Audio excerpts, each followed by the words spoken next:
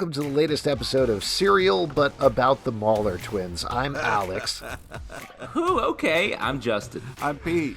And just kidding. This is actually Podvincible, a podcast about Invincible on Amazon Prime Video. We're going to be talking about the latest episode, You Look Kinda Dead. So, requisite spoiler warning here. If you haven't watched it on Amazon yet, go watch it. It is a hardcore, gross episode of this show. So much going on here. Plus the Rick and Morty cameos. It's fun. Wait, hold on. I want to talk about that in a second because clearly I missed it, and I'm curious to get what you saw that I did not see, Pete. But a brief little recap here. As mentioned, spoiler warning, go watch it. The broad overview of this episode is we're dealing with the ramifications of the last episode where most of the Guardians of the Globe and Invincible got completely wrecked. Absolutely wrecked by Machinehead's team. Titan took over. We don't really deal with that much, but Mark is recovering from that, and as a result goes on a college tour with Amber and William. It goes very poorly thanks to some cyborgs, but he gets a little bit of his mojo back, right? Okay. Nice. Slipped into sort of a very dusty accent there. Yeah, I don't know what just happened. And meanwhile, back on the home front, Debbie has become so suspicious of Nolan that she straight up tells him that. It does not go very well. And things are in a very different place by the end of the episode. So, Pete, before we get into it, and there's a lot I want to talk about here, what are you talking about with Rick and Morty? The name Rick? So the drunk dude who later gets turned into a robot, one of the voiceover dudes for Rick and Morty, and then the two dudes in the grave also voice Rick and Morty. Oh, was it like Justin Roiland or something? Mm-hmm. Sure. Cool. Research only goes so far on this show. I love that you did some research, but not a ton. And that's the best way to do it. I've watched enough Rick and Morty to recognize that voice anywhere, so I was like, oh, shit. So here's the big thing that I want to say about this episode. You're like, this test is on World War II, so I'll learn about Germany, I guess? That's it.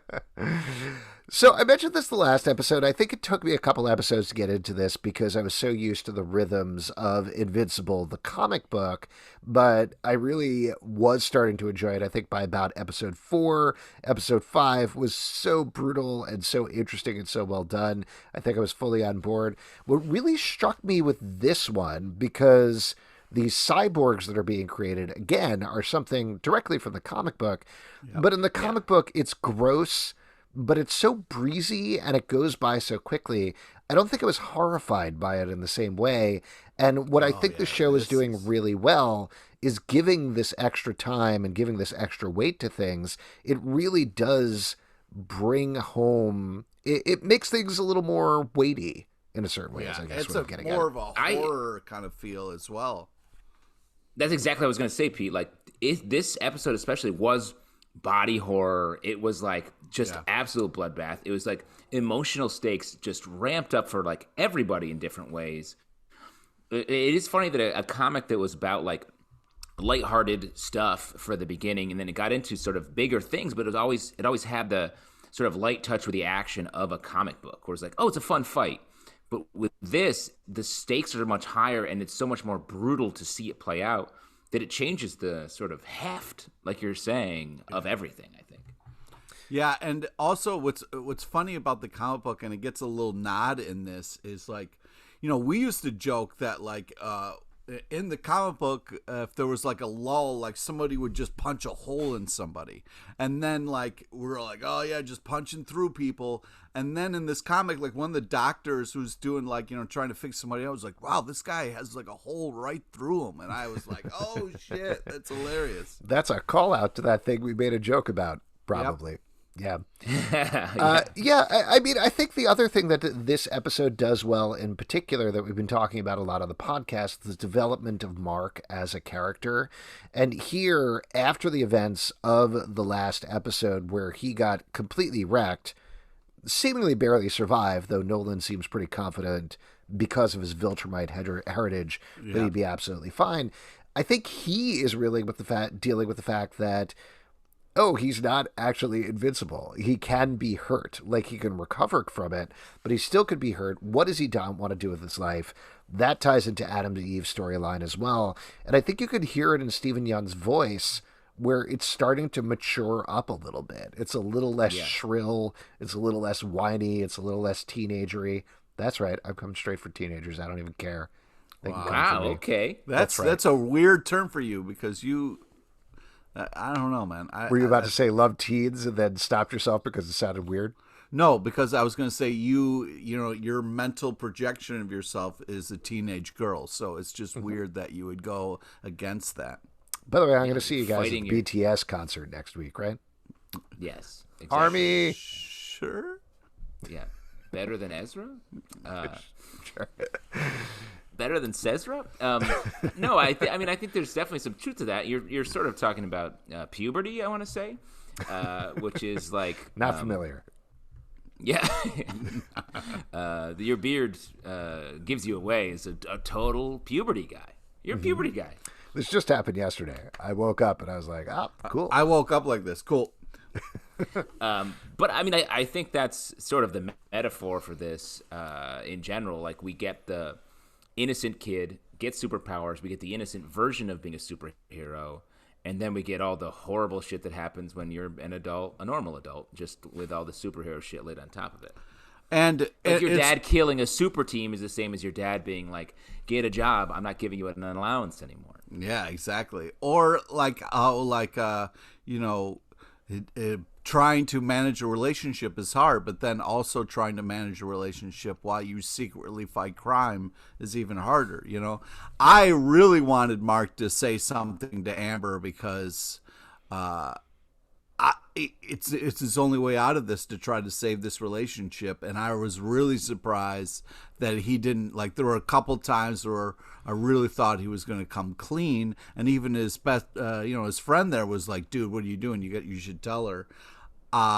If you guys are in that situation, would you tell Amber? You not tell Amber? I mean, how are you feeling about that? I like to think of our podcasting as sort of my superheroics, and I tell my wife about it, and it doesn't make it any more like, wow. It doesn't make it okay. So if he told Amber, I mean, because she was mad he ran away, and if he was like, didn't run away, I just flied to change and then fought, like, do you think she would still be mad? I don't think so. I think she would be not mad in the short term, but it creates a whole another level of problems, which I think we're seeing with Nolan and Debbie in a great way.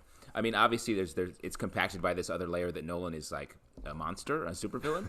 But sure. I think like we see that their relationship has been affected in a big way by this. There's that great shot from Mark's perspective when he's like dying / coming back to life on the operating room table, and you see them arguing because Debbie's like, our son is maybe dying because of your shit, because of your superhero stuff, and what are we going to do about this? Yeah. Well, to that point, and this is a little far afield from what we're talking about, but another thing that I was really struck about with this episode that I think we've touched on before on the podcast is the acting on here. And I don't mean the voice acting, I mean the animation acting. That there are subtle, small little things that they allow here that I don't think we really see in animation a whole lot. From the reason I bring this up now, from the way that Debbie and Nolan react to each other, and they give the time for reaction shots from the characters that are often very small, subtle little moves, to Mark going in and seeing Amber late in the episode asleep and his face just falling and him silently closing the door, to little things. And this is a ridiculous thing to blow my mind, but I don't think I've ever really seen stuff like this in animation of this style, where before Rick is William's boyfriend, right? Rick goes out to buy beer. He feels around at the couch cushions for any change. Yeah. And it's just like, nobody refers to it or anything like that. It's such a, like, that's the sort of thing an actor would do in a scene at that point. And to allow that to happen in animation floored me in a very weird way. Well, I thought I have another example of that same thing, like, because I think this show is sort of storyboarded, or it's written in a way for live action, and then they just happen to animate it, and that's why you get stuff like that. the scene where they show Rick's ass early on when they first arrive on campus, and it's like a blocky, like weirdly animated ass. Like, it's not anything special. Like, a different show would like make a whole thing of it, but instead they're like, no, in reality you just see an ass and it's an ass. And in this, they're like, no, it's an ass in this animated world. It's not like a special ass. It's a regular ass. And I just thought that was such a funny to linger on that and be like, look at this, like showing off this guy's ass. And it's just like, truly, it was like a rectangle. So it was like, it was just a very funny, real film thing to do in an animated show. That got me. Well, to what I like about the real kind of feel of it is like, I was scrounging pennies, returning recycling, doing stuff in college, like trying to get money together. So to see like a college kid be broke and look in the change, part of the couch, like I thought that was great. I thought that said so much without saying it. You know what I mean? I thought that was really great. And it is a very college thing to be like, who's coming over to your place with a pocket full of change? Just you got a guy dropping like 10, 15 bucks in quarters in your couch? If you're doing laundry, you got quarters on you. Those things roll out. Did you often invite your friends who were doing laundry over to like shake them up a little bit? Yeah, and then maybe put like magnets underneath the couch, I did this fun bit where I never cleared out the change, and it was in the futon, and I'd invite people over, and I'd be like, let me just flip out this futon, and it would be like slot machine, just start pouring change everywhere. Wow. Very cool. Ding. Wow. Baller. My brother would sleep on the couch and then wake up after a night on the town, go take a shower, and you'd hear the plink, plink, plink of coins falling off his body in the shower because he slept on all the change. That's some college shit right there. Everyone who came over to our place was like, why do you have like $1.50 in change in your shower? And I was like, yeah, we're scumbags. Yeah, that is a scumbag move. The fact that you don't move it from the shower is straight scumbag. Let's go back and talk about the Amber-Mark relationship in this episode, because it does go through so many different fluctuations. I think, first of all, they do a really good job of selling you on the relationship more in this one. Amber is great. Like, she's clearly a great character. She's really well done. She's very engaging. But like we've been sort of talking about, maybe she and Mark aren't exactly right together. And what we were talking about earlier about would you tell Amber, I think we're getting to what Mark was talking about with, I think it was Nolan. No, it was Adam Eve, the last episode, about you can't go back from that revelation. It feels like that stuck with him, and he knows this relationship is not long-term, and he doesn't want to take that extra step to tell her. Do you guys feel the same way? I don't know. I feel like he looked at that poster of like college, and then it said future, and it had two people holding hands, and he was just like, oh, I want to try to do that. You know what I mean? Like, if I show Amber I want to have a future, like, let's do these things together, maybe we can kind of have a chance. So he's willing to be like, I want to try to put you as a high priority in my life, and and that kind of gets her excited, and they kind of shoot this like commercial for going to college together, where it's like, let's get hot dogs, we're on campus, let's walk into a room that, like, I've been to. I love it when people walk into a room that sells me out of college every time. I'm like, I'm going there. A bunch of different rooms. It's not like my you house. You can go to any room. I also like how it makes it seem like class is this open door policy where you can walk into anybody's class. Like, what was that about?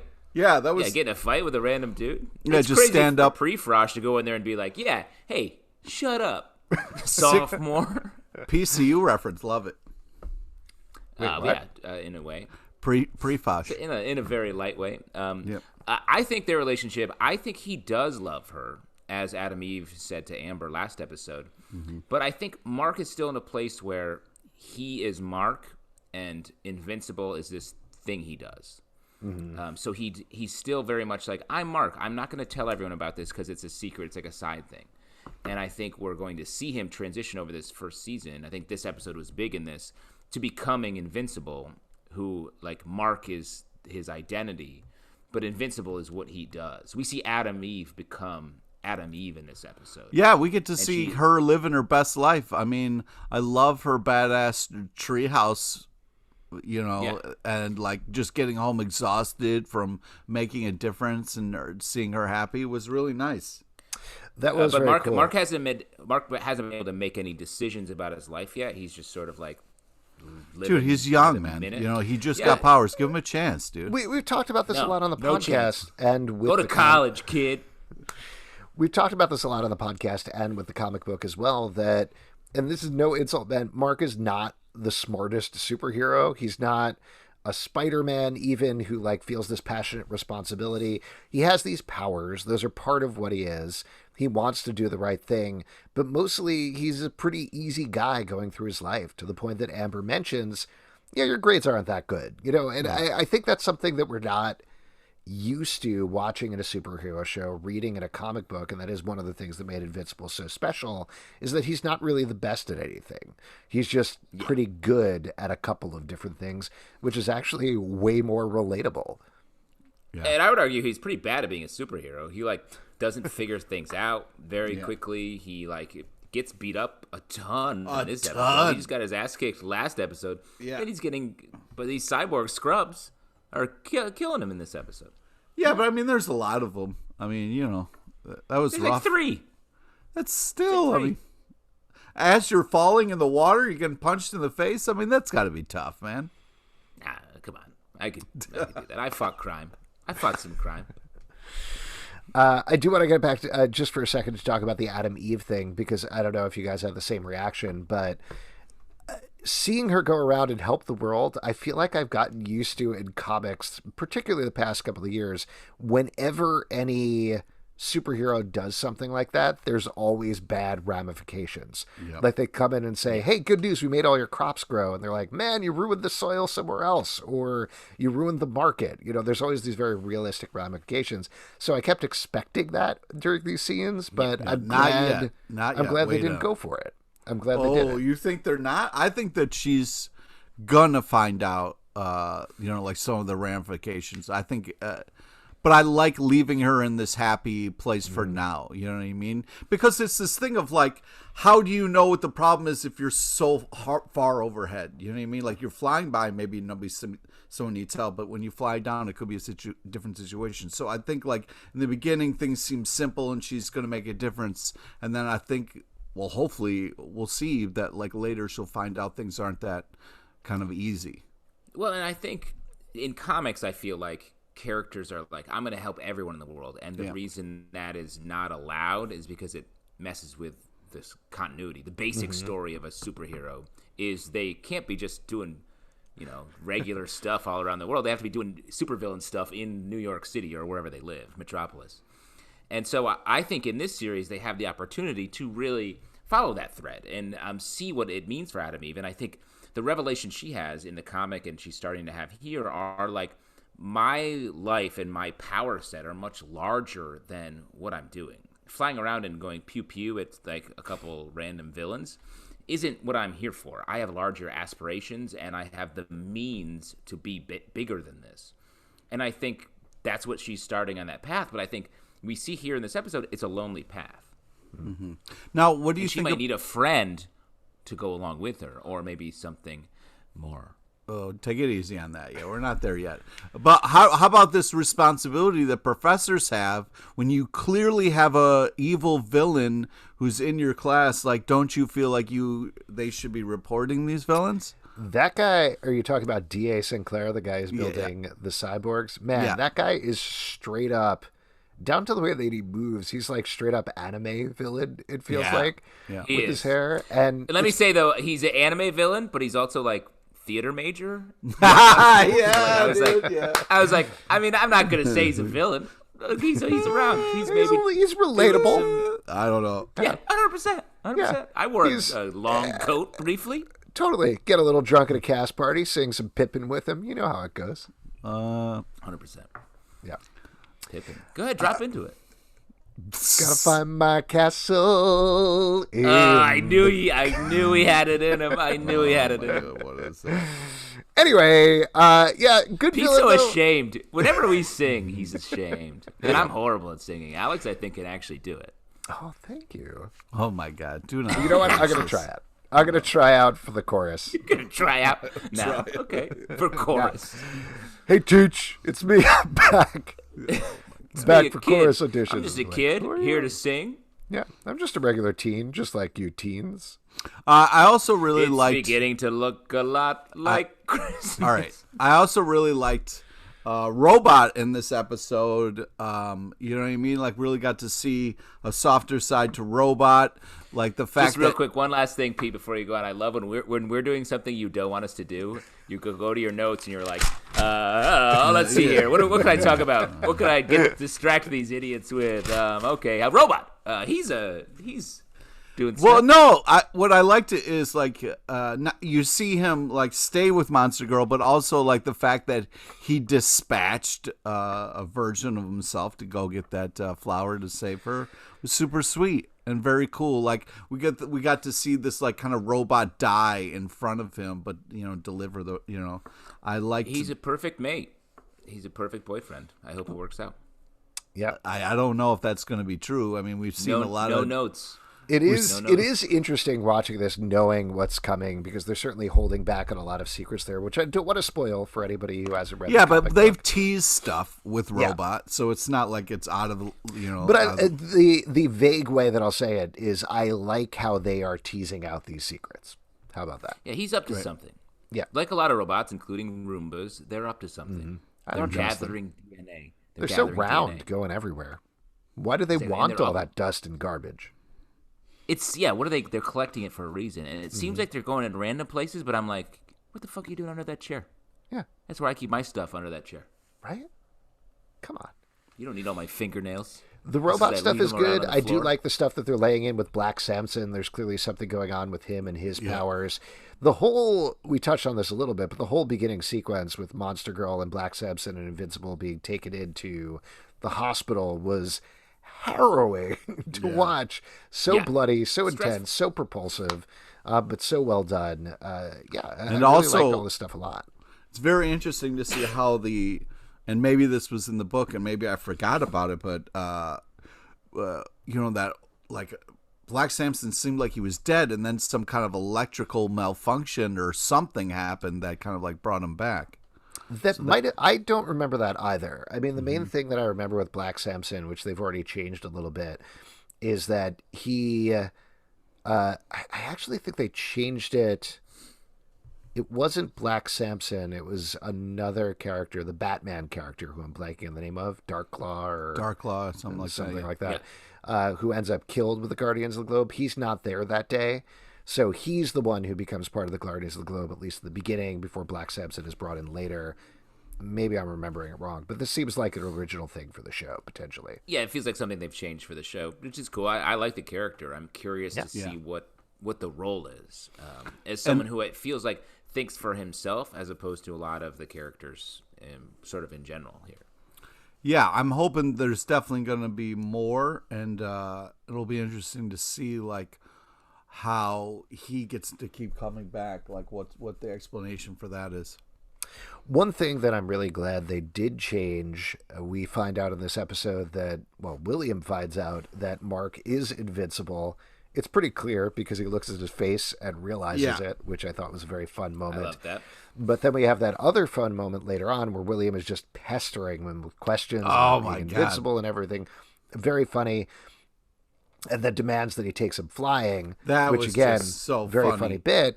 It is, in retrospect, one of the more problematic bits of the comic book, because I don't know if you guys remember, there is William demands that Mark fly with him, and then Mark picks him up, cradles him like a baby, and there's a panel of him flying with him, and Mark says, "This is so gay." And I think this gets to one of the things that Robert Kirkman was talking about, where he was saying, we were a bunch of 20-year-old guys, white guys, doing a comic book. We didn't realize the stuff was bad. Looking back on it, it is, so we changed it. Yeah. And here, I think for the better. It plays the characters differently. It feels more authentic to them, and they don't rely on that easy and not particularly good gay joke. So that's great. I'm glad they changed it. Yeah, 100%. Let's talk about Debbie and Nolan.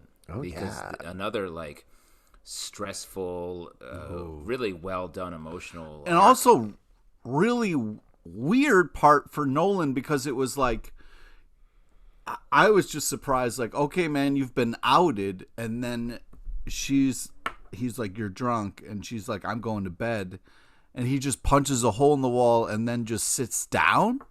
Like, I was like, okay, they're going to get into it. They're going to fight. She's going to demand an explanation. Maybe he'll make something up that'll make sense to her, buy him some more time. I don't know what he's going to do. But the fact that it was just like, I'm going to bed and he's going to punch a hole in the wall, I was like, wow, that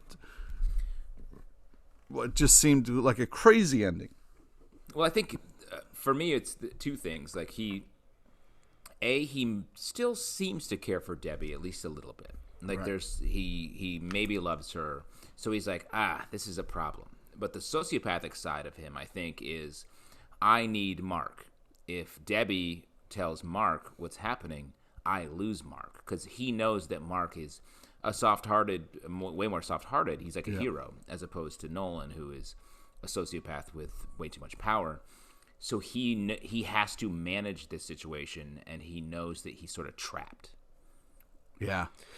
I think that's probably a good explanation for it. I've certainly, and again, we're skirting spoilers for the comics that are almost definitely coming in a certain way on the show here, but I've been struggling a little bit with understanding what's going on with Nolan for this very reason that you're getting with, because he does seem very sympathetic towards these people. Same as in the conversation with Art, where I kind of expected him to just immediately tear Art in half and throw the pieces everywhere. Yeah, exactly. But instead he drinks beers and just clearly threatens him. So it's not completely innocuous, but it's not what we expect from Nolan necessarily from reading the book, I would say. And also like a great animation moment where it's just like, he holds that beer out and they just like sit on that beer, and all of a sudden this beer becomes scary, like it's just a beer, but like what it could be in his hands, or like what he could do to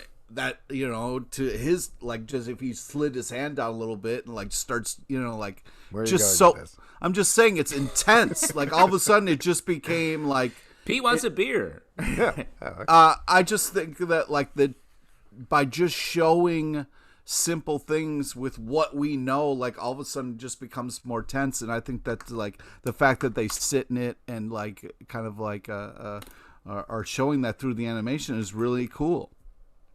And the other thing that I'll mention is all I was going to say is all of this stuff with Debbie is also completely original. There's some things that they're riffing off with the comic books, but she's not really in it. She's just kind of a happy housewife for the first 13 issues or so. She's not really floored by anything. And the fact that they're giving her her own autonomy is really good to see. And Sandra Oh has been knocking it out of the park. And I loved all those scenes, like her going to Art and like investigating the costume. I thought was a great scene. But I do think there's a nice sort of commentary between what Mark's going through with like having his identity and not telling people, William finding out, and then on the other side, Nolan not telling his true intentions and Debbie finding out. And we see them both preserving the status quo that they have because I think they like it, but there are consequences. And for Mark, it's threatening his relationship with Amber. For Nolan, it's losing his relationship with Debbie perhaps, but also like having to work a lot harder to remain a hero in everyone's eyes. When people are really starting to know that he is a villain and what his intentions are very problematic. One other thing we should mention, we were wondering about what happened with the White House guard and his stepson. We find out a little bit more about the stepson at the end of this episode. This, again, is a riff on something in the comic book. It's not the stepson there, but they're digging up the Immortal's body to try to drink from his skull, and the Mauler twins show up. Yeah. I just liked weaving him back in. I'm glad we saw him again. Yeah. That's fun. I like these bit characters who keep showing up throughout the show. Yeah. They do a good job of keeping everything tight.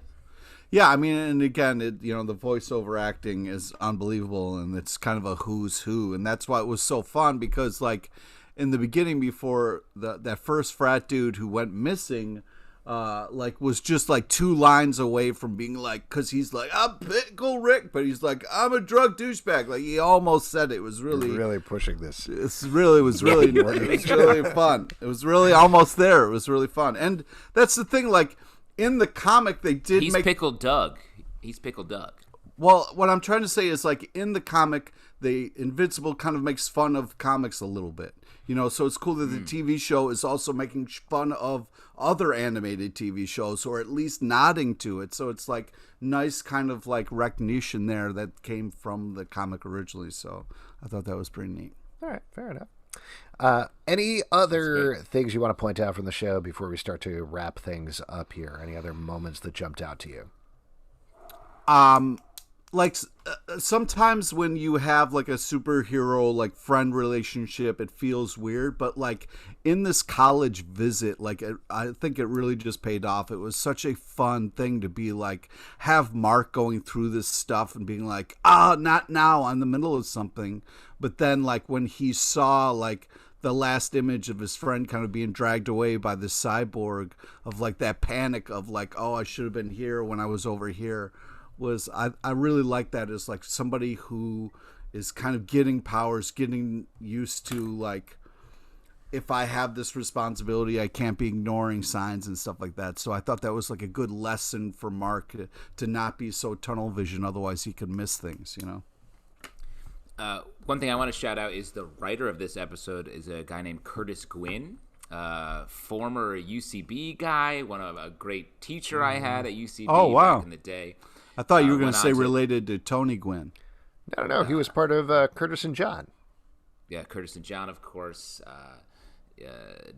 was on a weekend team forever at UCB here in New York, and went on to write for a bunch of comedy shows, and then made the jump, which is hard to do, into he was writing for The Walking Dead for a while and wrote on a bunch of like dramas, and now here he is on Invincible.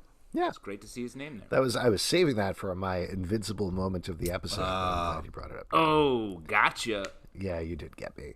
I did want to bring up, and I know we've disagreed about this when we've talked about it in the past, but Amber and Mark in their fun college montage get hot dogs, and they both get ketchup on their hot dogs, which is gross. Disgusting. No, ketchup and mustard, motherfuckers. What are you talking about?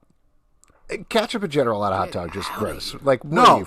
Wrong. What are you wrong? What do you? No, 2 great things together. What do you? You're out of your gourds. No, mustard and relish, or go home, or go eat a popcorn. Will you do a mustard and sauerkraut? Mustard and sauerkraut. Yeah, I'll go. Okay, as long as ketchup doesn't touch that fucking thing. Oh, screw you! There's both nothing better than the red and white, or not red and white, red and yellow, going back and forth, all squiggly styles. Come on. You are talking like a child. You're like, I want a red thing on my food. That is not how people eat. That's how I eat. This isn't a Play-Doh Fun Factory. This is your Get meal. some hot sauce on there. Come on, man. Run it through the garden. Let's do it. Sure. Yeah, get that's it fine. into I'm Chicago fine with all of style. that. Put some chili on there. Yeah, let's get cream cheese. Ketchup. Chili cheese. Yes. Cream cheese on a fucking hot dog? You're out of your gourd. Isn't that a Chicago thing? To slice it down the middle, cream cheese and some stuff? No. You're out of your Maybe Philly? Maybe it's a Philly thing. No, you're yeah, probably Philly. That's where cream cheese comes from. Yeah. That's their whole thing there. Yeah. I always, New York style, is you ask for a bagel with extra hot dogs. Yeah. They stick the hot dogs in the hole. Give me a schmear and a bunch of hot dogs on there. Thanks, man. Exactly. Thanks, bro. Classic New York bagel, which is a hot dog with 3 bagels strung through it. We'll charge you $45. Yeah, if you're from out of town, if you ever come to New York, just ask for, hey, give me the classic hot dog bagel. That's for the New York special. Yeah, the New Yorker. I'm gonna go get one right now. Let's wrap this up with your Invincible moment of the episode. Pete, what is your Invincible moment of the episode? Cecil is my Invincible moment. I really love He's Cecil. A character, but all right. Go fuck yourself. I really liked how Cecil was kind of like talking and really aware and trying to be like, yo, we're going to figure this out. really showing his heart, being encouraging. I really like him as a leader. You know, like I was back and forth on whether or not he's good or bad. This really kind of solidifies for me that Cecil's on team good guy, and I'm excited for more Cecil moving forward. Oh, he's definitely not on team good guy. Oh, he is too. Did you see this episode? Suspicious. No way, man. He was so nice God. in this ep. The way that he's looking at D.A. Sinclair's cyborg mask at the end of the episode and is like, oh, that's really impressive. that's bad he news picks for it everybody. up, he like touches it. It was like so suspect. Oh man.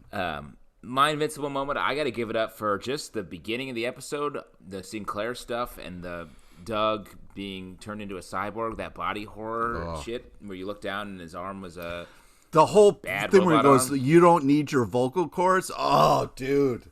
Brutal. It was true. I was like, this is way more terrifying than I thought this would be. And Yeah. it got me. It was great. Yeah. On the opposite end of the spectrum, we mentioned this one earlier, but I'll give it up to just Eve coming home at the end of her long day.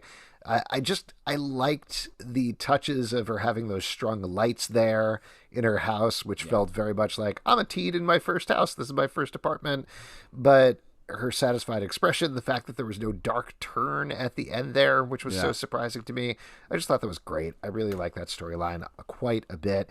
And folks, that is it for our Podvincible podcast. If you'd like to support the show, patreon.com/Comic Book Club. Also, we do a live show every Tuesday night at 7 p.m. to Crowdcast and YouTube. Come on by. We would love to chat with you about Invincible. iTunes, Android, Spotify, Stitcher, or the app of your choice to subscribe, listen, and follow the show at Comic Book Live on Twitter, comicbookclublive.com for this podcast and more. Next time, more clues to the disappearance of Adam Eve.